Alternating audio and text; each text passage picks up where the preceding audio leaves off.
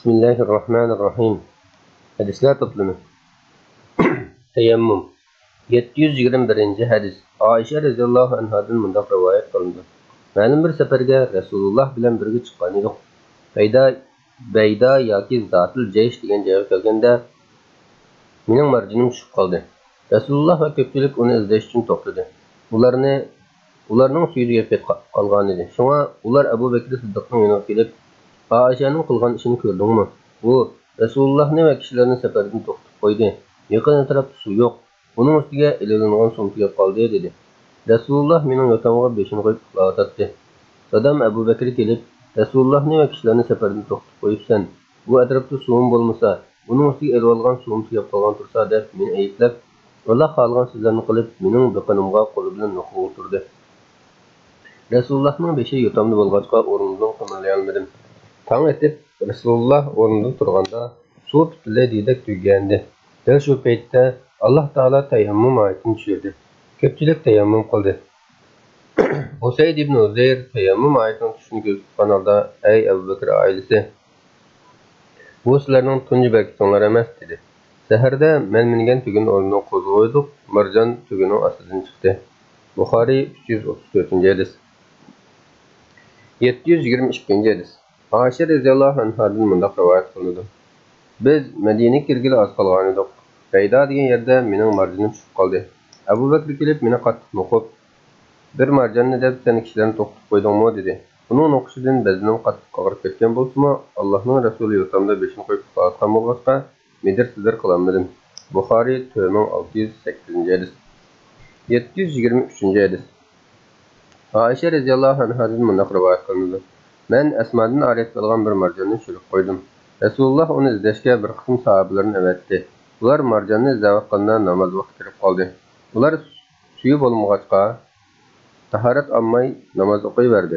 Ondan Rasulullohning qashib kelib, bu ishni shikoyat qilganda Alloh taolo tayammum oyatini tushirdi. Usayd ibn Uzayr menga, "Alloh sana rahmat ato qilsin. Alloh taoloning nomi bilan qasamki, qachon sening beshingga sen yoqtirmaydigan bir ish kelsa, Allah sana o ishni bir chiqish yo'li ato qiladi va u ishni musulmonlarga baraka qilib beradi" dedi. Buxoriy 3773-hadis. 724-hadis. Ammar radhiyallohu anhudan mundaq rivoyat qilindi. Payg'ambar sallallohu alayhi vasallam Ulatul Jaysh degan yerda aramalish uchun to'xtadi. Ayoli Ayşe radhiyallohu anha uning bilan birga bo'lib, uning Yaman monchoqlaridan yasalgan marjon tushib qoldi. Kishilar uni izlab toki tong otgacha shu yerda turib qoldi. Ammo ularda tahorat olgulik suv yo'q edi. Bu sababdan Abu Bakr Ayşe radhiyallohu anha koyib, "Sen kishilarni suvsiz saqlatding-ku" dedi. Dal shu chog'da Alloh taolo pok tuproq bilan tayammum qilsa bo'ladiganligiga munosib oyatni tushirdi. Ammar so'zini davomlashtirib mundaq deydi. Musulmonlar payg'ambar sallallohu alayhi vasallam bilan o'rinlaridan turib, qo'llarini yerga urdi. Ondan qo'llarini tuproqdan ko'tarib, qo'llariga yoqqan tupini to'lib etmasdan qo'llari bilan yuzlarini sildi. Ondan qo'llarining dumbisini mo'rlargacha va alqanidan qo'ltiqlariga sildi. Nasoiy 314-hadis. 725-hadis. Yana bir rivoyatda ular alqanlarini tuproq urdi, ondan yuzlarini bir qism sildi, yana bir qism urib, qo'llarining dumbisidan boshlab mo'rlargacha va alqanidan boshlab qo'ltiqlariga sildi. Abu Davud 318-hadis. 726-hadis. Yana bir rivoyatda yuqoriga o'xshash rivoyat qilingan bo'lib, uningda mo'ra va qo'ltiqlari zikr qilinmagan. Ibn Lays jaynikining ustiga qadar sildi degan. Abu Davud 18-hadis. 727-hadis. Shaqiqdan mundaq rivoyat qilindi. Men Abdullah va Abu Musa bilan o'tirgan edim. Abu Musa Abdullahdan, "Bir odam junub bo'lib qolib, bir oyoq suv topilmasa tayammum qilib namoz o'qiyveramdi yoki o'qimamdi? Sura Maidatki sizlar suv topilmasanglar, pok tuproq tayammum qilinglar degan oyat haqida nima deysan?" deb so'radi. Abdullah, "Agar ularga bu to'g'riliq ruxsat qilingan bo'lsa, ular suv sovuq tuyulsa to'pib tayammum qilgan bo'lib oldi" dedi. Shaqiq mundaq deydi. "Men tayammumni shu yoqtirmayotgansizlar deb so'rasam, Abdullah dedi. Buni anglagan Abu Musa mundaq dedi. Ammarning Umarga, "Rasululloh meni bir ish qilayotganda men junub bo'lib qolib, suv topolmay xuddi uloq topida yig'ilgandek dumlab namoz o'qidim. Keyin bu ishni payg'ambar alayhissalom so'zlab bersam, Rasululloh sallallohu alayhi vasallam mundaq qilsangiz kifoya qilib emasmi deb alqinni yerga urib qatib, ondan sol alqini bilan o'ng alqinining dumbisini yoki o'ng alqini bilan sol alqinining dumbisini silab, ondan ikki alqini bilan yuzini sildi degan gapni anglamaganmi?" dedi. Buxoriy 347 hadis. 728 hadis. Muslimning rivoyatida mundaq deyilgan. Bundaq qilish kifoya edi deb ikki qo'lini yerga urib, ikki qo'li va yuzini olqini bilan siladi. Abdullah Umar radhiyallohu anhuning Ammarning sizga qanoat qilmaganligini bilmamsan dedi. Muslim 368 hadis. 729 hadis. Yana bir rivoyatda Abu Musa Ammarning gapini qo'yib turayli. Bu oyatda nima deysan dedi. Abdullah nima deyishini bilmay qoldi. Buxoriy 346 hadis. 730 hadis. Yana bir rivoyatda ma'munda qilishning o'zi kifoya edi deb qo'lini yerga urgandan keyin ko'li o'tib, qo'li bilan yuzi va alqini sildi deyilgan. Buxoriy 368 hadis. 731 hadis. Said ibn Abdurrahman ibn Abza dadasidan mundaq rivoyat qiladi. Bir odam Umar radhiyallohu anhuning yanına kelib, "Men junub bo'lib qolib suv topolmadim" degan edi. Umar namoz o'qima dedi. Buni anglagan Ammar, "Ey mo'minlarning amri, esingda bormi? Bir chog'da ikkimiz bir qo'shin bilan safarga chiqqanda junub bo'lib qolib suv topolmagan edik. Sen namoz o'qimading, ammo men to'pida dumlandim va namoz o'qidim. Keyin bu voqea payg'ambar sollallohu alayhi vasallam aytganda sana qo'lingni tuproq urib, to'pini qayqotib, qo'ling bilan yuz va alqonlaringni silgan bo'lsang shu kifoya qiladi demedimi?" degan edi. Umar, "Ey Ammar, Allohdan qo'rq" dedi. Ammar, "Xohlasang bu ishni boshqalarning oldida deb yurmay" dedi. Umar, "Bu ishning mas'uliyatini sen qo'ydik" dedi. Muslim 368 hadis. 732 hadis. Abdurrahman ibn Abza mundaq deydi.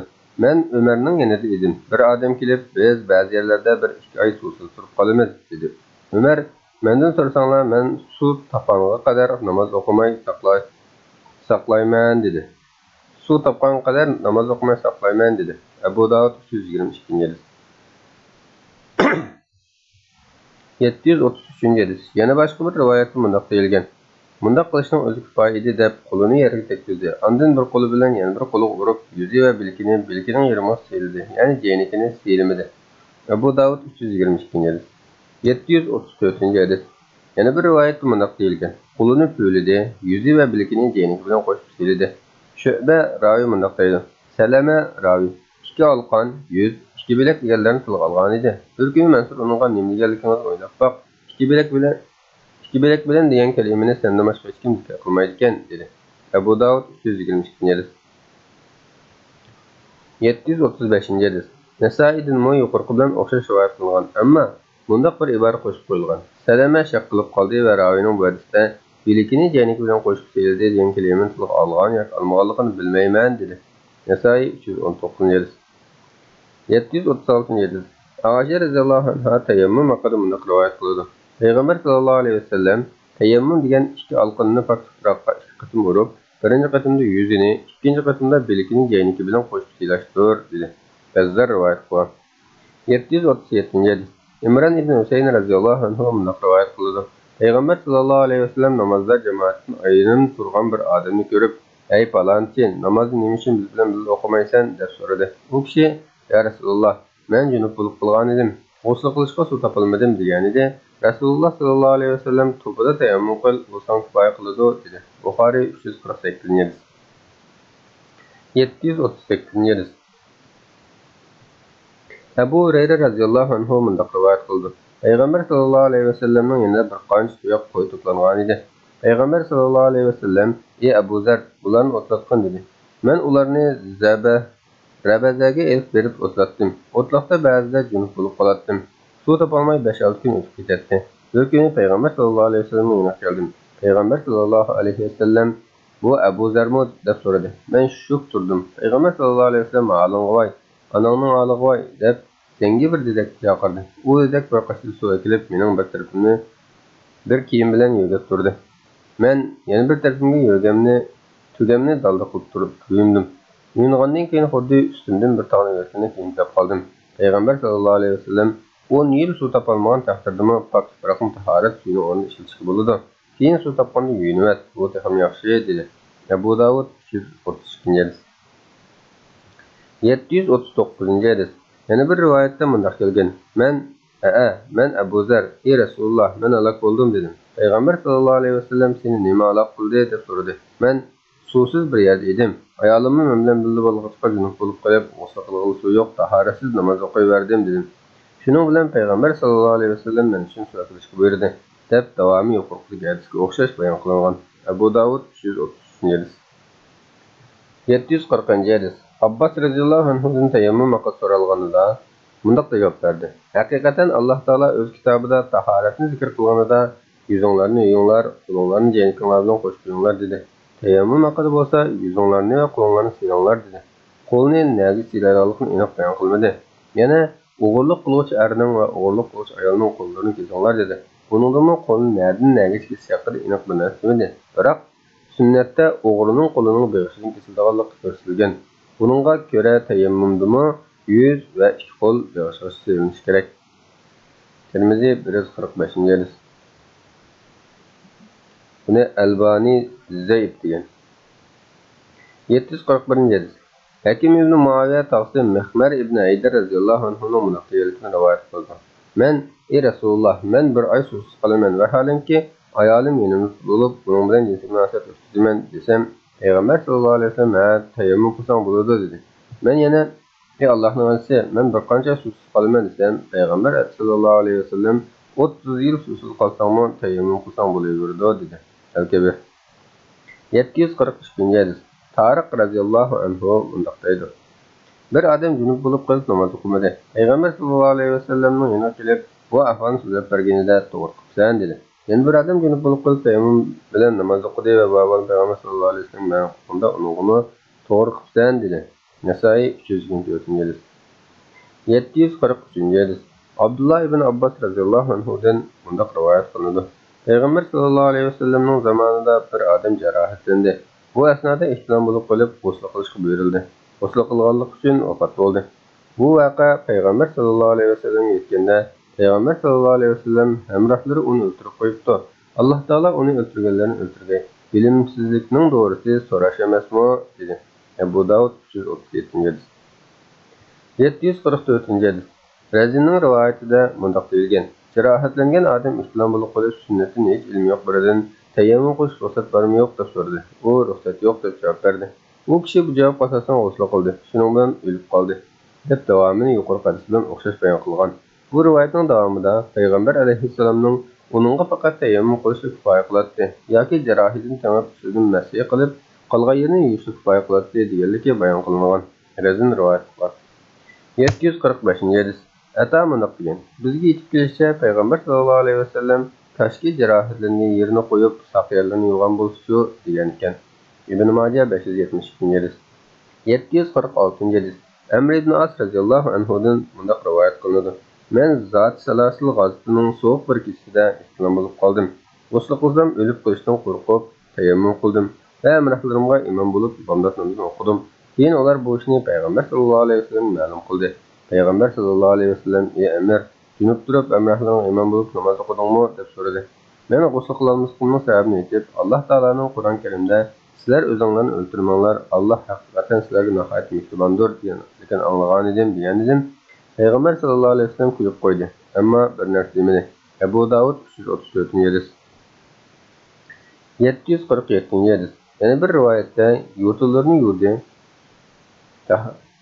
Namazga tahorat olgan tahorat qilib ular imom bo'lib namoz o'qidi deb zikr qilingan, ammo tayammum zikr qilinmagan. Abu Davud 334 hadis. 748 hadis. Bu qissa yana Avzoiy orqali Hasan ibn Atiyyadan rivoyat qilingan bo'lib, uningda tayammum zikr qilingan. Abu Davud 334 hadis. 749 hadis. Abu Sayyid Xudri radhiyallohu anhudan bunday rivoyat qilinadi. Ikki kishi safarga chiqqan. Safarda namoz vaqti bo'lib qoldi. Ularning yanında suv bo'lmaganlikdan tayammum qilib namoz o'qidi. Namoz o'qib bo'lgandan keyin suv topdi. Ularning biri tahorat ilib namozni qayta o'qidi. Yana biri qayta o'qimadi. Keyin u ikkalan Payg'ambar sallallohu alayhi vasallamning yoniga kelib bu ahvolni yetkazdi. Payg'ambar sallallohu alayhi vasallam namozni qayta o'qimagan kishiga qarata, sunnatga amal qilgan bo'lding, namozing joiz dedi. Ammo namozni qayta o'qigan kishi bo'lsa, sana ikki sajr bor dedi. Abu Davud 338 hadis. 750 hadis. Abdullah ibn Umar radhiyallohu anhuning Yuruf etizliqidan Madinaga qaytib, Marbadun Ni'am degan yer kelganda namoz asrning vaqti kirib qolganligi, suv bo'lmaganlikdan tayammum qilib namoz o'qiganligi, Madinaga kun pechishdan xilil burun kelganligi va namozni qayta o'qimaganligi rivoyat qilinadi. Bazin rivoyat qilgan. 751 hadis. Ibn Abbas radhiyallohu anhudan bunday rivoyat qilinadi. Peygamber sallallahu aleyhi ve sellem sırtqa chiqib kichik tahorat qilgandan keyin tayammum qiladi. Bir qatim men uningga "Ey Rasululloh, yaqin joyda suv bor" desam, "Kim biladi? Men u suvning bo'yiga bora olmay qolishim mumkin" dedi. Ahmad 2609-hadis. Haysimi bu hadisni Imom Ahmad va Tabarani rivoyat qilgan bo'lib, sanadida Ibn Luhay'a ismli hadisi zaif kishi bor degan. 752-hadis. Oysha radhiyallohu anhadan mundoq rivoyat qilinadi. Payg'ambar sallallohu alayhi va sallam ayollardan birasi bilan jinsiy aloqa qilib, shu amon o'rnidan turib yuvinish yerini qilsa, qo'lini tam urib tayammum qilaveradi. Al-Awsat 649-hadis. 753-hadis. Ibn Abbos radhiyallohu anhu mundoq deydi: Bir tayammum bilan faqat bir namoz o'qilishi, ya'ni har namoz uchun bir tayammum qilinishi sunnatdir. Al-Kabir. 754-hadis. Abu Juhaym Ansari radhiyallohu anhu mundoq deydi: Payg'ambar alayhissalom Bi'ri Jamal tarafdan kelayotganda bir odam uchrab salom qildi. Rasululloh alayhissalom qaytarmay tam taraf qo'yib, qo'lini tam urib, yuzini qo'lini silkitib, ondan u odamga salom qaytardi. Buxoriy 337-hadis.